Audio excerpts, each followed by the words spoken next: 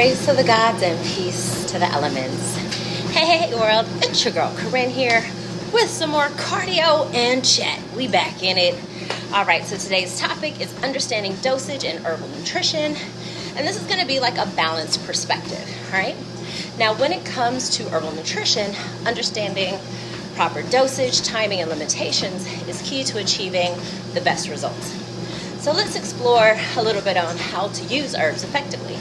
And hopefully throughout this, I can dispel some common myths about herbal usage, and then together we'll examine when it's time to turn to modern medicine. Because yes, there is a time in which you wait too long and herbs are not able to heal you, okay?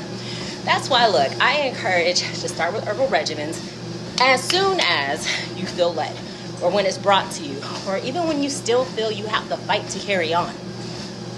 Don't wait until your arm falls off to go stick it in the dirt. You know what I mean? Too often, people don't choose herbal medicine and then determine that these chemicals are best. But what some don't realize is during the time you should have been taking the herbs, those chemicals were making it worse. Now, I'm not saying it's too late for you, right? If you were one of those people.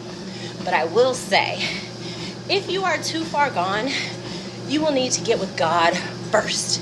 Begin the process of your mind, your spirit. Decide you are healed and not giving up. Decide you will walk away from this stronger. Then as your body begins to rejuvenate itself, come on back to plant medicine, okay? You know what? I'm going on a tangent. Woo! I don't know who that was for, but okay, I'm back on track. Look, dosages and timing in herbal nutrition. Look, every herb has a recommended dosage and time for optimal use, right? So you have herbs like turmeric, which are often used for inflammation. Its active compound, curcumin, is best absorbed when taken with like black pepper, piperine. And you can also take that with the source of fat. Now, typical daily dosage is between 500 milligrams to 2 grams, divided into 2 or 3 doses throughout the day. Echinacea, commonly known for immune support, you want to take that during the onset of a cold. Dosage recommendations vary between 3 to 500 milligrams, 3 times daily, and that's typically during acute phases. Or even you have things like ashwagandha, which is known for stress reduction. It works best taken in doses of 3 to 600 milligrams with meals, ideally in the evening, to support rest and recovery. Now, keep in mind the timing of the herbal use is just as important. For instance, herbs meant to energize like ginseng should be taken in the morning, while calming herbs like valerian root are best suited for evening use. Now, there are many myths and misconceptions about herbal use, okay? A common myth is that herbs are always safe in any quantity or can replace conventional medicine entirely. So here's the truth. Look, more is better. No, that's false. Overdosing on herbs like licorice root can lead to serious complications, all right, people? Including like high blood pressure and electrolyte imbalance. People say herbs can cure everything.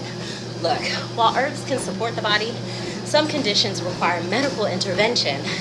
For instance, relying solely on herbs to treat severe infections like pneumonia can just delay the necessary treatment and worsen outcomes.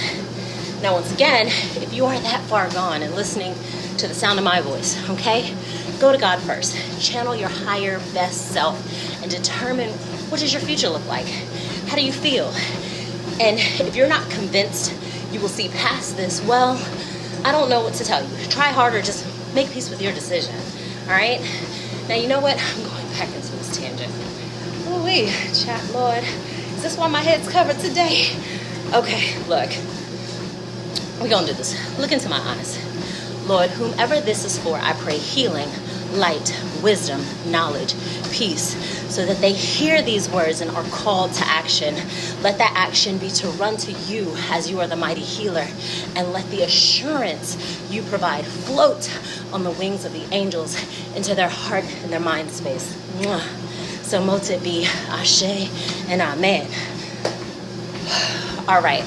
Let me say this with my professional tone so I will stay on track. Look, when is it too late to take herbs. All right, herbs are most effective in the early stages of symptoms or preventative care. For example, if you feel a cold coming on, taking elderberry or echinacea may help reduce symptoms and the severity of it, okay? For mild joint pain, boswellia and turmeric may provide relief. However, if an ailment progresses, such as an infection leading to a high fever or wound, which is like showing signs of serious infection, herbs alone are unlikely to suffice.